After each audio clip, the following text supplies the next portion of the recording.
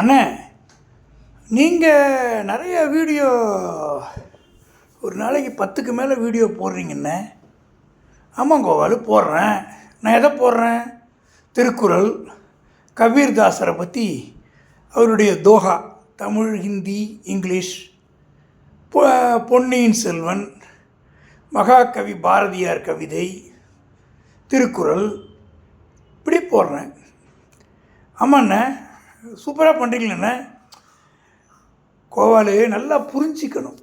நீ மானிட்டைசேஷன் வேணும், யூடியூப்லேருந்து பணம் வரணும்னு நினச்சி பண்ணும்போது நான் பண்ணுற ஸ்கீம்னால் பிரயோஜனம் கிடையாது, 100% கிடையாது. நான் மானிட்டைசேஷன் எதிர்பார்த்து இந்த வேலை செய்யலை. எனக்கு தெரியும் இந்த உயரத்தை அடைய முடியாது, 100% தெரியும். அண்ணா, நெகட்டிவாக பேசுகிறீங்கண்ணே. நெகட்டிவாக பேசலை, புரிஞ்சுக்கிட்டு பண்ணுறது. ஒரு காரியம் பண்ணும்போது புரிஞ்சுக்கிட்டு பண்ணுறது. இப்போ ஒரு தடவை இந்த சோளிங்கரில் ஒரு குளத்தில் நீச்சல் அடிக்க நான் ஆசைப்பட்டேன். சின்ன வயசு நம்பிக்கையில் நீச்சல் அடித்து மையத்தில் ஒரு மண்டபம் இருக்குது, அங்கே போய் ஏறி நின்று ரிட்டர்ன் திரும்பி வரணும்னு நினச்சி ட்ரை பண்ணேன். ஒரு 10-20 அடி அடித்தோடனே எனக்கு மூச்சு வாங்கிடுச்சு, ரிட்டர்ன் வந்துட்டேன், போக முடியல. அதாவது உண்மையை சொல்கிறேன் கோபாலு, தமிழ்நாட்டுடைய ஒரு முன்னாள் முதலமைச்சர், தமிழில் அவருக்கு அவ்வளோ ஈடுபாடு.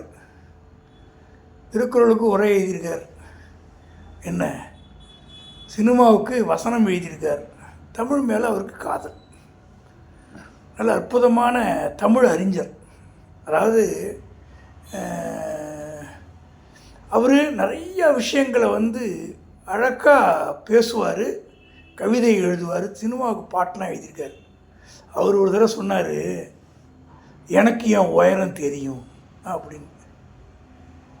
அவ்வளோ பெரிய ஆளுகளே அவங்களுடைய யதார்த்தத்தை புரிஞ்சு இருக்கும்போது நான் ஒரு சாதாரண ஆள், எனக்கு ஏன் உயரம் தெரியாதா கோபாலு? அண்ணா, என்னண்ணா இப்படி பேசுகிறீங்க? எப்பயுமே இப்பயும் பாசிட்டிவாக தான் கோபாலு பேசுகிறேன், நெகட்டிவாக பேசலை.